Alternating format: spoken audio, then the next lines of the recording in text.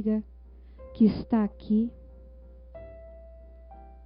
Obrigado por podermos aprender um pouco mais, por estarmos sempre dispostos a compreender o outro, a saber, buscar a conduzir melhor a nossa vida.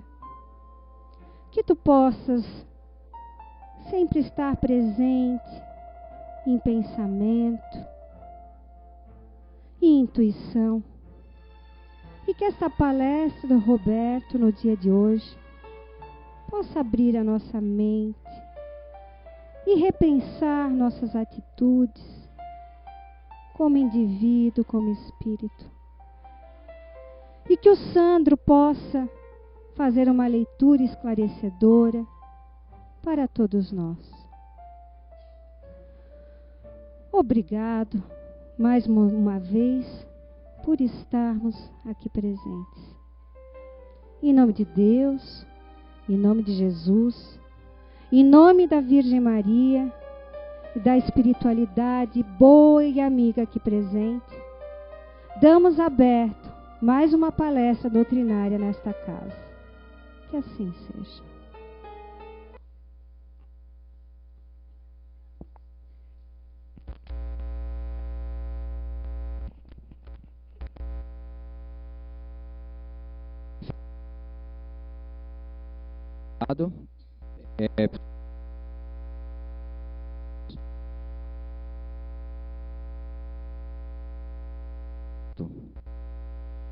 Escaldantes, o sol iluminava com os últimos raios a areia que mais se assemelhava a uma fina camada de brasas. Em reluzente areia amarelada, Horus, filho de Mequim, também da família dos beduínos, esperava o cair da noite, onde os primeiros sinais eram uma brisa que trazia o frio, que em poucas horas permitia o levantar da tenda para adormecerem seus corpos sedentos do cansaço do deserto. Horus era o filho mais novo de Eliaquim, que todos chamavam de Mequim. Horus não gostava de ser beduíno, e quando conseguiu exprimir pela primeira vez seus sentimentos e sua vontade de conhecer outros povos, outras culturas, enfim, outros horizontes, foi logo discriminado, passando a receber o preconceito tanto da família como de todos os outros. E nesta noite, seu irmão Melquias escolhera Horus para a sentinela, que ficaria de guarda mais ao longe, olhando para o sul, enquanto um outro ficaria mais próximo das tendas, olhando ao norte. Quando todos estavam adormecidos, Horus estava um tanto afastado, como havia pedido seu irmão. E logo, passando as horas, ele avista uma pequena silhueta, e foi caminhando até ela, mas cada vez que ia caminhando na areia, agora fria e macia, a silhueta parecia uma pequena luz. Depois de caminhar e caminhar, chegou, e para seu espanto, era uma linda flor amarela, que sobre o toque da luz reluzia na noite estrelada do deserto. Horus tentou pegar a flor, e quando deu o primeiro passo, caiu e desmaiou. No acampamento, todos foram massacrados por bandidos que os seguiam. E no dia seguinte, Horus estava dentro de um buraco, num pequeno oásis. A flor amarela, da vontade de caminhar e aprender, salvou-o. Todos devem refletir sobre as tradições de pensamentos e atitudes que aprisionam nas tendas do preconceito. Sigam a flor que aparece no deserto da indecisão e sejam felizes. Psicografia recebida por Zé Araújo em 4/6/2006. Rachim.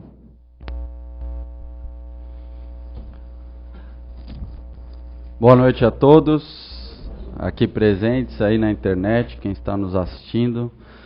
Sejam todos bem-vindos. Bom, nossa casa mental, o tema de hoje, entre parênteses, perturbações. Eu fiquei até em dúvidas o que eu ia falar, se era da casa mental, as perturbações, mas enfim, a gente vai juntar os dois, né?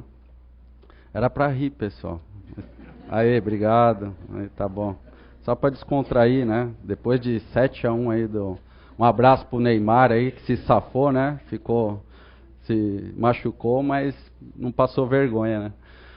Bom, mas o assunto não é esse. Pessoal, nossa casa mental. Estudando para a palestra, esse tema me fez lembrar de um livro.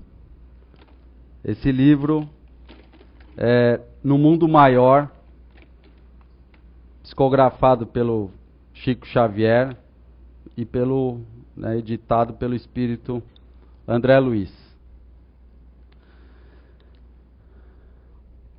E o que eu acho interessante, que nesse livro tem um capítulo que chama A Casa Mental. E que eu venho trazer para vocês a forma que o espírito mentor, o Calderaro, explica para o André Luiz essa questão sobre a nossa casa mental. Como é que é dividida, né?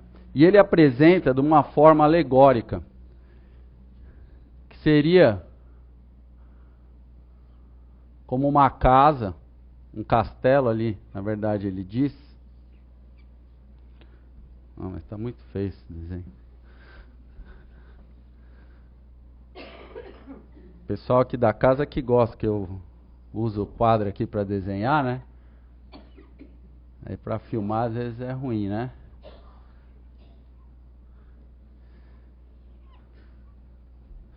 Então o Calderaro explica que a nossa mente possui 3 regiões, e que ele coloca alegoricamente como 3 andares de um castelo. Então aqui o primeiro andar, o segundo andar e o terceiro andar. O primeiro andar, ele está ligado ao passado, ao nosso subconsciente. Tá? E é nesse passado aonde reside toda a informação pretérita nossa. Nossa informação reside o arquivo das nossas experiências. Tá? É onde reside o nosso hábito. E no livro, o André Luiz coloca como reside também os nossos impulsos automáticos. E que eu vou colocar aqui, que é onde reside o nosso condicionamento, que eu acho, né, uma palavra mais apropriada. Porque se a gente pensar em automatismo, o automatismo é uma palavra mais ligada às questões fisiológicas, né, às questões do inconsciente, como por exemplo, muitas vezes alguns de nós que dirigem carro, a gente está pensando lá em pagar as contas, nos problemas ou nos momentos bons que sejam, e a gente está trocando marcha, né, pisando no acelerador, e ainda quando de repente olha, freia o carro porque alguém parou. Então esse é um automatismo, né? É a vontade de ir no banheiro, enfim, de ter sede e precisar beber. Então a palavra condicionamento, creio que funciona melhor, tá? E os nossos hábitos. Aqui no segundo andar, seria a região ligada mais ao nosso presente, que é o nosso consciente. Então, é onde reside a nossa vontade e esforço.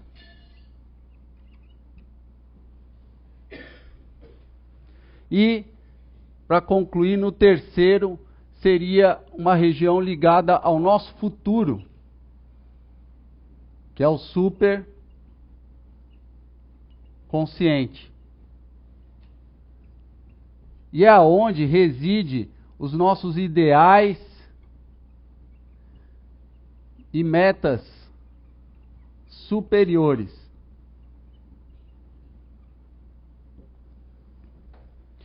Então, Calderaro traz para a gente essa divisão, e que vem nos mostrar o quê? Que dentro de nós reside o nosso passado, o nosso presente e também o nosso futuro. Penso eu, e dividindo com vocês, isso é uma grande revelação. Se a gente pensar em termos de mente, que quando a gente fala mente na questão espiritual, também a gente tem que pensar e linkar isso não somente ao cérebro, mas sim ao espírito, tá? Porque muitas vezes na medicina, na psicologia, na psiquiatria, fala-se em mente, pensa apenas no corpo físico, né? Na questão da caixa craniana, onde reside o cérebro. Aqui a gente está falando uma conexão do cérebro de carne e o cérebro perispiritual e, lógico, o nosso espírito. Tá? Então, aqui, nessas 3 regiões, vão estar residindo tudo que a gente precisa para o nosso caminho evolutivo. E nessa mesma obra, que eu recomendo a leitura, é muito boa, No Mundo Maior, o Calderaro coloca para André Luiz da importância da gente não ficar vivendo em apenas uma dessas regiões da nossa mente. Porque muitas vezes, se a gente fica vivendo nas questões do nosso condicionamento, eu sempre fui assim, eu ajo assim, eu vou me demorando, eu vou tendo uma vida regida muito mais pela lei de causa e efeito.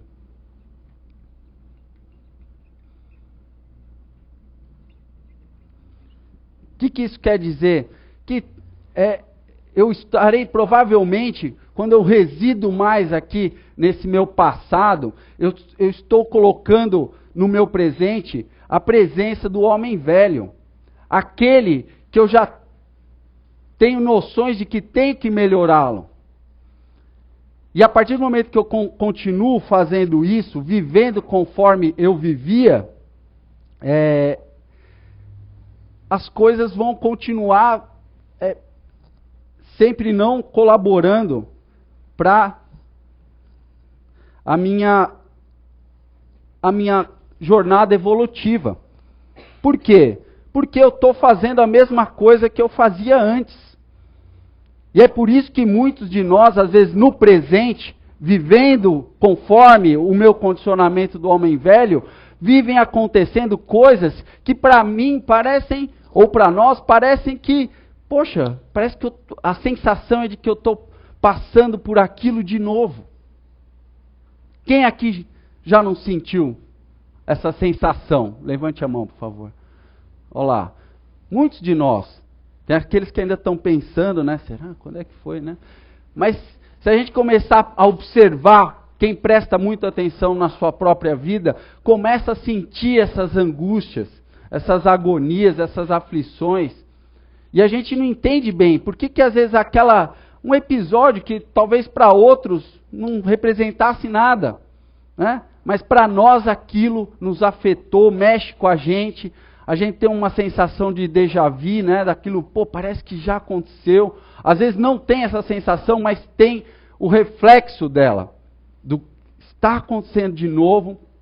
Às vezes é uma briga familiar, às vezes é no ambiente familiar que a gente tem, principalmente pai, mãe, filho, às vezes marido e esposa, estão juntos novamente. E aí entram aquelas situações de novo. Partilha de bens. E aí até então estava tudo tranquilo na vida de todo mundo. Mas foi justamente em vidas passadas, pretéritas, que nas partilhas ou na questão financeira de dinheiro houve, né, a predominância da ganância, da disputa, da discórdia. E aí quando chegam essas situações de novo, pinta aquele clima, né? Aquela coisa assim, poxa, parecíamos que éramos uma família feliz, e agora o meu irmão se revelou isso, ou minha irmã se revelou isso, ou minha mãe, ou meu pai, e aí a gente fica assim, não entendendo nada, mas ao mesmo tempo uma coisa assim, meu Deus, não pode ser de novo. Não que venha na cabeça, mas é a sensação, né? E vem aquela aflição de falar, poxa, não pode. Essa aflição muitas vezes vem pelo fato da gente pensar no nosso inconsciente, lá no nosso subconsciente. Meu Deus, não pode acontecer de novo. Deu para entender, pessoal? Então, muitas vezes a gente, quando reside aqui, a gente vive sobre a lei de causa e efeito mais intensamente. A gente está à deriva, a gente está sendo comandado pelas ações, né? Se fazem coisas que o homem velho lá, o Roberto velho não gosta, eu ajo assim. Eu brigo, eu fujo, eu discordo, eu choro, enfim, tomo a atitude que eu estava acostumado a tomar. E quando eu resido muito aqui no presente, que é a região da vontade, do esforço, eu não me permito a ficar avaliando o que eu fiz no passado, nem que seja o passado recente. E também não fico pensando muito no futuro. Eu quero fazer alguma coisa. Então, às vezes eu vou ter aqui, quem reside muito aqui, vai ter uma vida mecânica. O que quer dizer isso? São aquelas pessoas que vão ficar, né? Eu tenho que fazer as coisas. Eu vou lá, eu vivo numa rotina, né? Eu vou lá, trabalho, dou um beijinho na esposa, um beijo. Um tchau, faço sempre as mesmas coisas, pego a mesma rua, bato ponto todo o mesmo horário e vou vivendo aquela vida regrada, né, mecânica. Volto, eu almoço tal hora, eu janto tal hora, eu nunca faço. Fim de semana eu sempre vou no mesmo, se eu saio eu vou sempre no mesmo restaurante, se eu vou viajar eu vou para a mesma praia, se eu vou nas festas eu só tenho aquele grupo de amigos, só vou para aqueles lugares e fico vivendo essa vida mecânica. Ou, alguns de nós também pode ficar sempre pensando no que fazer. Por exemplo, de vez de eu vir ler, de eu fazer um estudo, sei lá, fazer um curso, não. Eu vou lá, eu prefiro lavar um carro, eu prefiro cortar a grama, eu prefiro lavar a louça, eu prefiro fazer alguma coisa para eu me desbaratinar um pouco. Não que isso não seja bom. De vez em quando mas quando a gente fica preso aqui, nessa faixa mental, aqui nesse andar da nossa casa mental, a gente tem uma vida robótica, mecânica. Ela não está sendo profícua, ela não está dando lucro para você, não está gerando benefício. Não, eu estou fazendo e simplesmente fazendo, por fazer. E também, quando a gente se destina, né, as metas superiores e acha que fala, não, agora eu vou me iluminar, eu vou transcender, eu vou e só fico nessa região, eu posso ter uma vida sem obras. E que muitos fazem, né? Se fecham, esses são os casos mais extremos, né? Se fecham num convento ou num templo budista e falam, não, eu vou orar pela humanidade. É muito fácil, me perdoem se eu estou sendo um pouco crítico, né? Mas é muito fácil a gente se enfiar, se colocar dentro de um lugar, num templo religioso e falar, eu vou rezar por todos, sem viver as dificuldades, né? Porque lá eu tenho a minha cama, eu tenho, né? Se não lava comunitariamente, alguém lava a roupa para mim, eu tenho as refeições, né? Eu não tenho aquele problema, as gasturas, né? De viver a vida cotidiana. Então acaba se tornando uma vida sem obras, né? Isso também, Deus não quer para nós uma vida sem obras. Ele quer que a gente tenha iluminação, que a gente busque a oração, busque a conexão espiritual, mas que a gente não viva disso, né? Que eu não fique lá vivendo disso. E penso eu, aproveitando, falando vivendo disso, é como alguns religiosos também vivem da religião, né? Ah, eu sou isso, eu sou aquilo, eu mereço ganhar, né? Eu, particularmente, eu não concordo de ninguém ser beneficiado financeiramente por você estar ajudando espiritualmente o outro. Eu acho um pouco complicado, pelo menos na minha concepção. Então, o que pode muitos achar que eu estou obrando, talvez a tua obra já foi paga aqui mesmo, né? Na hora que a gente chegar na contabilidade espiritual, na hora que a gente desencarna, né, que vão avaliar, alguns de nós, né, principalmente pastores aí, católicos, não falando mal deles, tá? Não estou. Porque tem muita gente boa nesse meio, tá? Mas eu não concordo com, essa é uma opinião particular do Roberto, deixo bem claro aqui, o ganho financeiro, né? Isso eu acho legal na doutrina espírita, nos centros espíritas, e se vocês virem o contrário, fujam disso. Eu acho que não tem que pagar nada, não tem que você pagar por um passe, pagar por uma palestra. Agora, isso também não quer dizer que se você vai ter um curso, e esse curso tem um material impresso, né, uma apostila, né, não vão inverter as coisas, não estou falando que não deva pagar. Né? Por exemplo, o Foreblu, a gente está fazendo esse evento, tem uma inscrição. Há quem ache um absurdo, o evento espírita não pode cobrar. Então, como é que a gente aluga o Teatro Carlos Gomes? Como é que a gente vai ter, vamos trazer todo mundo aqui, sentar nessa cadeira de plástico? Um dia inteiro já não é tão bom sentar, né? Uma hora aqui, imagina o dia inteiro. Então, a gente tem que dar condições para vir mais pessoas, para dividir conhecimento. Então, nessas coisas, eu acho que é muito cabível. Agora, você tem um salário, imagina, não, o Roberto aqui agora, como eu dou palestra para vocês, seria bom eu ganhar aí uns 8 mil por mês, né? Vocês acham? Ó, pensa só, vocês dividirem aí em 20 aí, pô, dá, né, 40 pila aí cada um, 400 aí, pô, já me ajuda aí. Aí eu só dou palestra.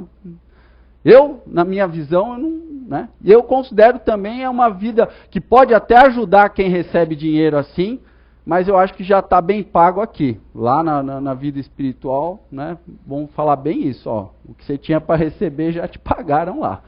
Então pode gerar uma decepção. E isso eu acho que ninguém quer. Então, se a gente sabe disso, é bom não fazê-lo. O que o André Luiz, nessa obra, nos passa, que não adianta a gente viver intensamente numa dessas regiões. Tem que haver um equilíbrio.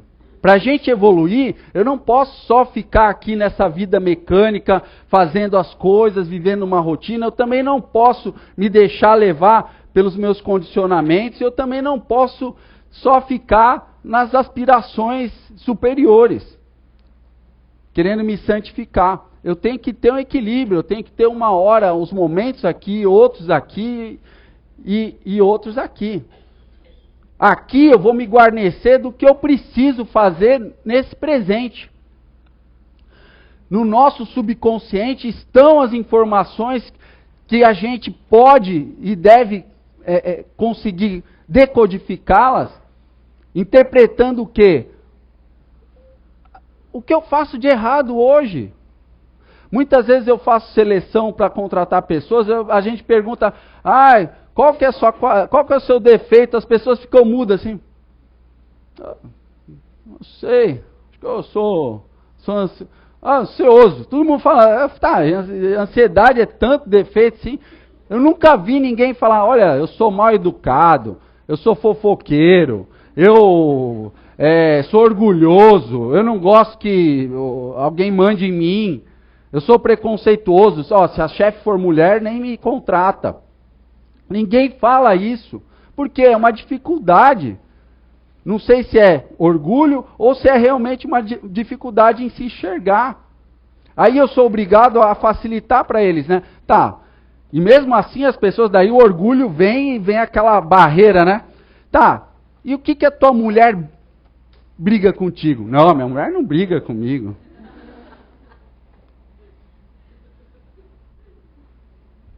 O que teu filho briga contigo? O que tua mãe brigava contigo? Não lembro. Então você não tem defeitos, eu acho que eu vou te contratar mesmo, cara. Porque, cara, eu tenho um monte aqui, só que eu não vou te falar porque não vem ao caso. Então, isso não é uma pessoa, são várias, são várias. Então, quando nos perguntam qual que é o seu maior defeito, as pessoas ficam assim, ó. Agora quando vem qualidade, eu ajudo os outros, eu sou legal, eu não sou de briga. Pô, cara.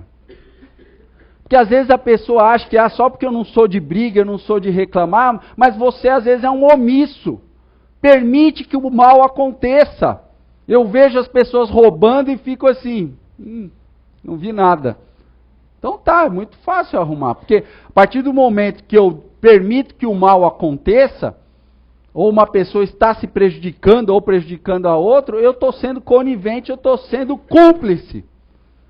Só que ninguém nunca para pensar isso. Eu só penso em, eu não arrumo briga. Eu não arrumo discussão. Lógico, também não se manifesta, né? Fica só aqui, ó. E muitas vezes o passado e o presente, pessoal, se confunde. Tem uma porta aqui, ó, que eu esqueci de fazer, que tem uma conexão muito forte entre o que a gente foi e o que a gente é atualmente. Para quebrar esse condicionamento, o que Papai do Céu fez para nós? Que a gente chama no meio espírita o véu do esquecimento. Essa é a maior justificativa, porque muitas pessoas que estão no meio espírita, ou estão iniciando principalmente, ficam curiosos ou querendo tentar entender, tá, por que se a gente teve outras vidas, por que a gente não lembra de tudo? Se a gente fosse lembrar de todas as besteiras que a gente fez, principalmente as besteiras, né? A gente ia ficar aqui assim, ó. Eu não mereço. Aí olha para minha filha assim, eu te matei na vida passada. O que eu faço? Sabe? O que a gente ia construir? Então, o véu do esquecimento é justamente para... é a primeira função. Não é para nos esconder. Não é para falar assim, ó, Roberto, você não vai saber de jeito nenhum o que aconteceu na tua vida. Não.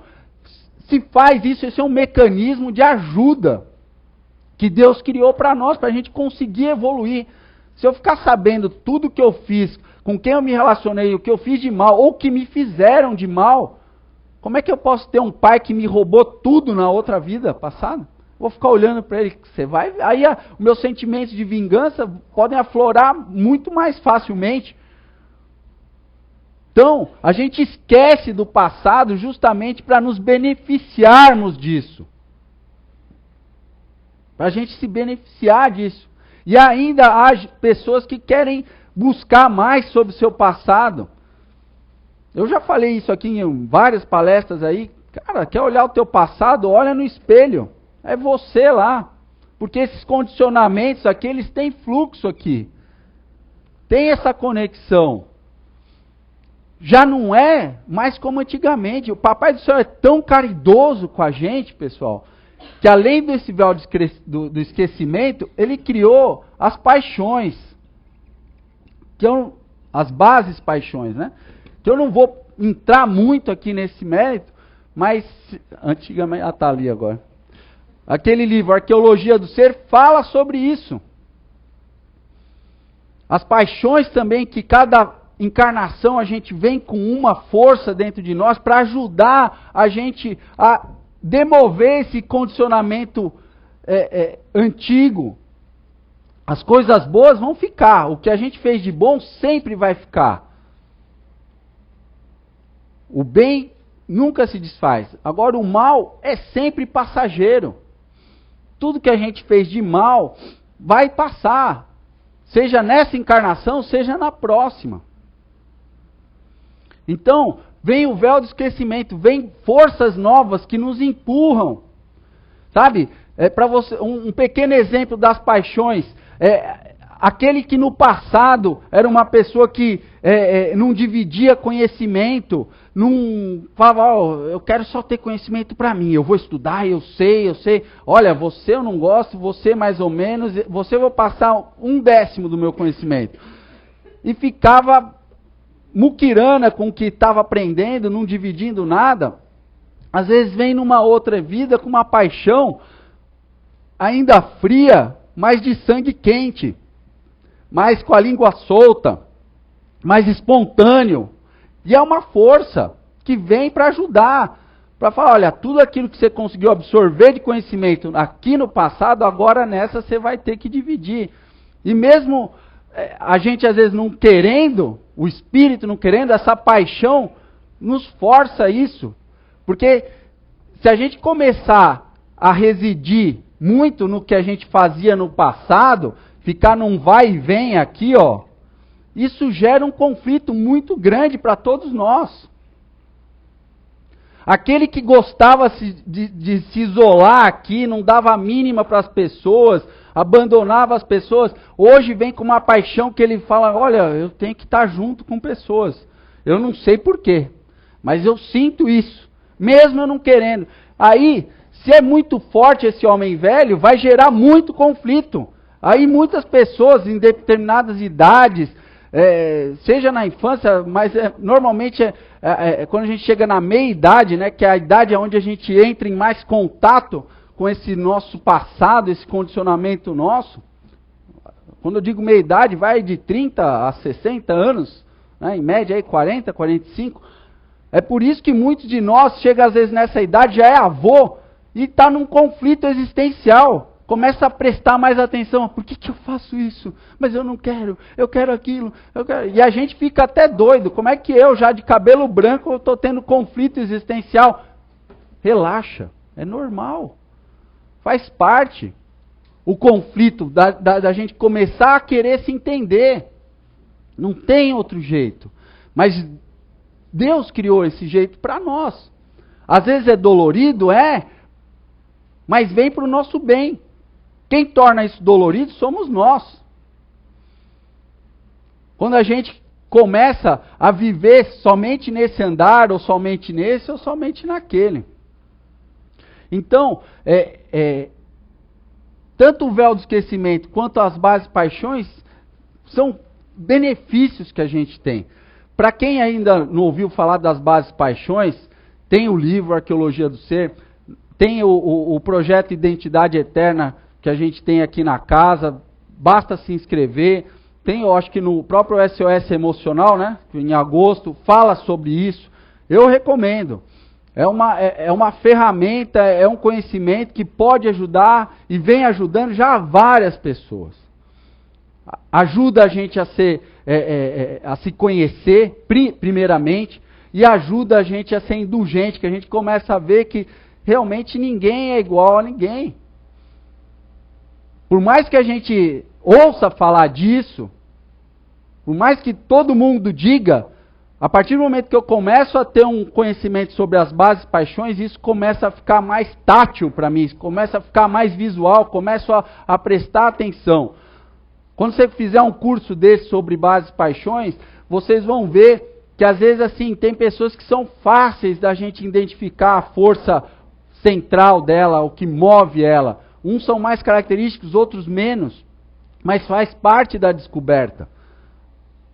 Há muitos de nós que querem a facilidade, eu quero já o conhecimento já, né, destrinchado, já numa apostila, só para eu decorar. Desculpa.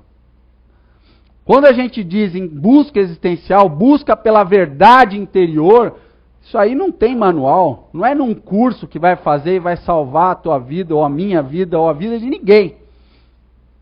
Está aqui, ó. O presente é vontade e esforço. É essa vontade e esforço do presente que a gente tem que usar para vencer esse homem velho do passado através do autoconhecimento. Através dessa força que, se não houver, a gente vai ter ou uma vida mecânica, ou uma vida sem obras, ou uma vida aí à deriva. Vivendo, né? De acordo com o que, ó, fiz errado, tomo na cabeça, fiz certo, vou indo, mas sem entender nada. E eu creio que não é isso que a gente quer. Nenhum de nós quer isso. Então essa viagem de autoconhecimento tem que começar no hoje. Porque daí, eu fazendo hoje, o meu futuro, eu já vou estar modificando ele.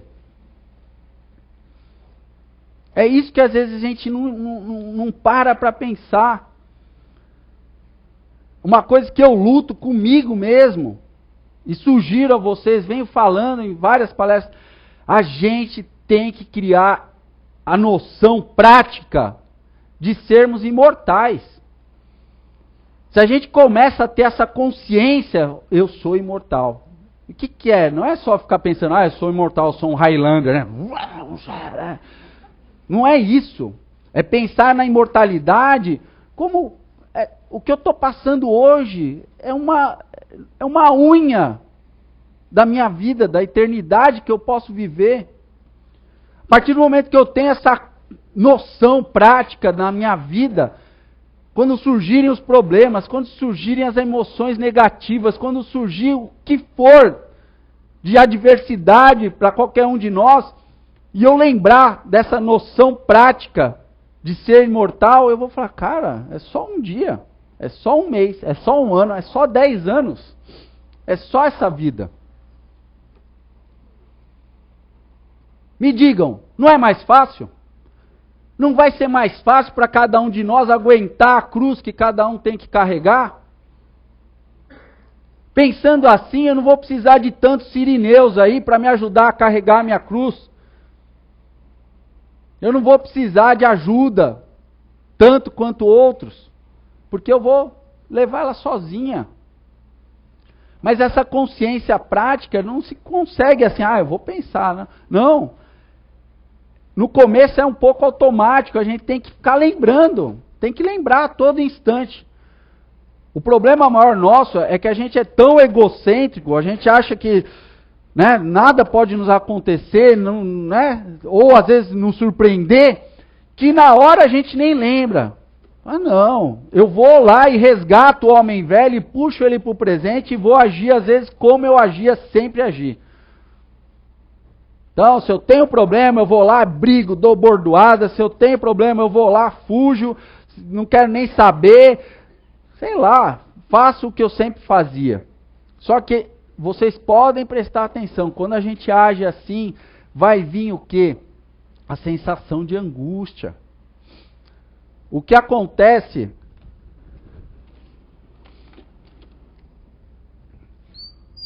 muito aqui, ó. É algo que chama... Cara, isso é de quadro branco? É, né? Refluxo mental. Muitos de nós somos acometidos por isso aqui. E muitas vezes vem de vidas passadas, porque é um condicionamento que a gente tem. A gente vai criando teias de discordância, de incerteza, de dúvida. Será que é isso? Será que a minha mãe não é minha mãe mesmo? Será que tem reencarnação? Será que eu posso confiar em Deus? Será que a gente sobrevive após a morte? Será que eu posso pensar que nem o Roberto falou, noção prática de ser imortal? E aí fica esse redemoinho, a gente não vai se entendendo, e a gente vai entrando numa cadeia de incerteza que a gente começa a ter assim a sensação de aflição, de perda de tempo, de perda de fé. E a gente não sabe mais para onde a gente vai, se eu vou, se eu fico, se eu confio naquelas pessoas, se eu não confio, se esse é o caminho, se não é. E muitos de nós que já estamos aqui estudando, lendo, ouvindo, aprendendo, a gente tem essas crises. Às vezes essas crises começam, dá um mês, me deu uma coisa lá, deu uma quedinha, já voltei a ler, voltei a vibrar de outra forma. Mas às vezes depois dá numa semana, dá na outra, às vezes tem alguns de nós começam a ter crises diárias desse refluxo mental, dos pensamentos ficarem roubando a minha paz, eu já não confiar mais em nada. Será que dá para confiar nesses livros do Chico Xavier? Será que dá para confiar em alguém? Será que esse mundo é confiável? Será que, meu Deus... E aí a gente entra nesse refluxo mental e a gente não se permite ir adiante. A gente trava com as quatro, assim, ó, puxa o freio de mão e a gente fica ali, ó, o carro querendo ir e a gente patinando. E a gente sente isso, a gente se ressente com isso. Pelas aflições que a gente sente. Talvez alguns de nós aqui não possam ainda ter consciência disso, mas com certeza já passou. Às vezes acontece isso de um mês para o outro, de um ano para o outro, às vezes começa a dar de semana a semana. Quando a gente está pirado mesmo, desequilibrado, a gente começa a ter isso quase todo dia. De manhã eu estou bem, à tarde. Alguns aí podem até falar, o cara é bipolar. Mas às vezes é justamente isso. A gente entra nesse refluxo mental e as coisas não vão fazendo com que a gente siga adiante. E aí na hora que a gente entra nisso aqui, a primeira alternativa que a gente arruma é isso aqui, ó. Fuga. Aí no presente, eu começo a criar cômodos nesse andar. É o cômodo da ociosidade, o cômodo da ansiedade e o cômodo da ilusão. Aqui eu começo a ter preguiça. Aqui tudo isso aqui, ó, é uma rabisqueira, né? Tá ligado a essa fuga aqui. A gente fica ocioso, a gente fica com preguiça de crescer. A gente fala, vou deixar para ir amanhã. Essa semana eu não vou lá na CEIU, tô cansado. Sempre tá com aquela desculpa do cansaço físico. Ou vem para cá, vem assim, né? Ai meu Deus, que cansaço. Eu não aguento mais. Mas eu vou. A tua casa mental tá aqui. Ou a casa mental aqui da ansiedade também. Que eu quero terminar logo. Eu não vejo a hora dessa palestra terminar. Tá muito chata. Toda hora tem que fazer os bifes lá em casa, fazer os bifes a cavalo, fritar os ovos ainda. Não aguento mais ouvir esse homem. Ou alguns vão falando, nossa, tô achando legal pra caramba, cara. Já tô pensando aqui amanhã, vou fazer isso, vou fazer aquilo. Não tá vivendo o dia de hoje. Se a gente pensar, o mundo levou bilhões de anos para construir. Para a gente construir uma vida melhor para nós mesmos, não vai ser de hoje para amanhã.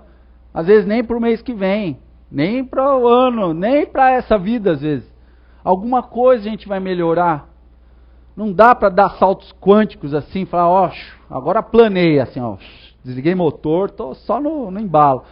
Não existe isso na evolução espiritual. Você tem que ter sempre esse esforço, essa vontade, tem que ter motor, tem que ter combustível, tem que ter direção. Esse negócio de planar, ó, é aqui, ó, na ansiosidade. A ilusão também, poxa, eu já estou há 14 anos aqui frequentando a casa, assim, eu já vi muita gente desistir. E ó, gente legal, gente bacana, assim, com defeitos, assim como eu tenho, como vocês têm. Com imperfeições, orgulhosos, egoístas, ciumentos, fofoqueiros, já vi. Mas gente boa, cara. Mas desistiu. Desistiu porque aqui, ó, se ilude. Às vezes pega e gera o auto-engano.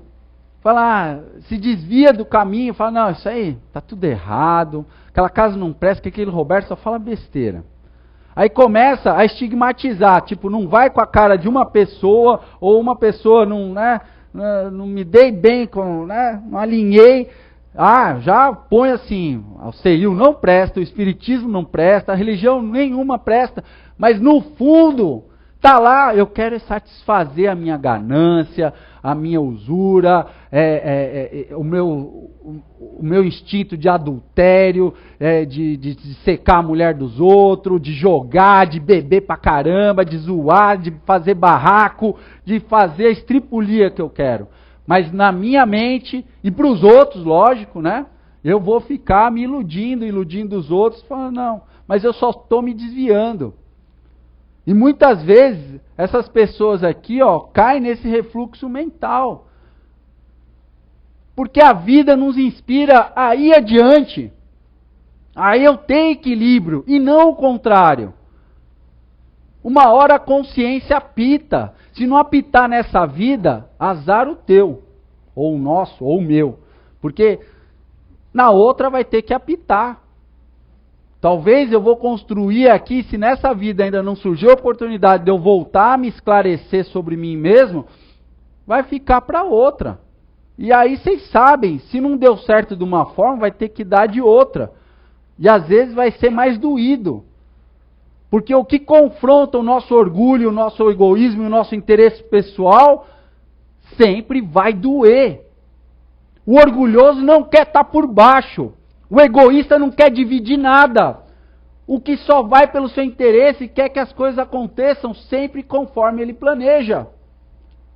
Só que o que eu quero para mim, às vezes, não é o que Deus quer para nós. Esse é o problema que a gente cria para nós. E que muitos de nós têm mania de reverter, né? Às vezes, muitas vezes, através da ilusão, de botar a culpa na vida, até em Deus. Se revoltando ou apontando defeitos a esmo, falando, não, nada serve. Será mesmo? Então, esses cômodos aqui que a gente cria na vida presente, eles podem se estabelecer no futuro depois para a gente também. Eu vou ficando tendo preguiça de orar, de buscar o meu melhoramento. Eu vou, às vezes, querer ser imediatista. Lá na outra vida, assim como eu perdi tempo aqui, ó, aí, porque nada muda sem uma transição, eu não deixo de ser ansioso, porque eu estou reencarnando de novo. As coisas vão vir. Se eu assim permitir, vai aflorar de novo, e eu vou ficar sendo imediatista. Não, eu vou ter aquela coisa assim, eu preciso melhorar logo, eu preciso me entregar para isso, mas ver que às vezes a coisa não é tão simples, que a porta é estreita, e aí eu volto às vezes a ter ilusão e falo, não dá, a carne é fraca, eu não consigo. Isso que a gente não pode se permitir. A gente não pode desistir da gente mesmo. As pessoas têm um livre-arbítrio. Teu pai, tua mãe, teu melhor amigo, o teu anjo da guarda pode desistir de você. É um livre-arbítrio. Agora, a gente mesmo, a gente não pode desistir da gente. Na hora que a gente faz isso, a gente perde muito tempo, a gente dá aquela empacada e às vezes até retomar a velocidade que a gente estava é muito complicado. A gente não pode se permitir a mudar o caminho. Quando a gente começa a entrar numas paranoias, nesse refluxo mental que fala, não sei se eu vou para frente, se eu vou para trás, se é certo, se é errado, para, pensa, ora, muda de ares, sai de um cômodo, vai para o outro, vai para a casa de outra pessoa, vai viajar, muda de trabalho, faz alguma coisa, muda a rotina. De vez de ir para a empresa de carro, vai de bicicleta. Se não vai de bicicleta, vai por outro caminho. Começa a fazer coisas diferentes. E, lógico, se esforça. Sem isso não adianta. Essa casa é tua, é minha, é nossa, não é de ninguém. Quem vive nela somos nós. Quem tem que organizar ela somos nós. Eu tenho que manter aqui embaixo meio que limpo, com acesso fácil, tranquilo. Aqui no meio eu tenho que ter as coisas em andamento, tem que ter um caminho. E esse caminho está ligado aqui a esse terceiro andar. Ele tem que estar claro para mim, para onde eu quero chegar, aonde eu tenho que ir. Se não tiver claro, a gente vai ficar nisso aqui, ó. Eu fico vivendo passado, presente, e o meu futuro vai ficando negro, né? Não é nem mais, o passado já é negro, né? Se a gente fica nisso aqui, o meu futuro não vai ser muito melhor. E a nossa meta é evoluir, é melhorar como espírito, é a gente domar as nossas más tendências, é a gente pegar o que a gente tem de bom, replicar para os outros. É isso que a gente tem que fazer.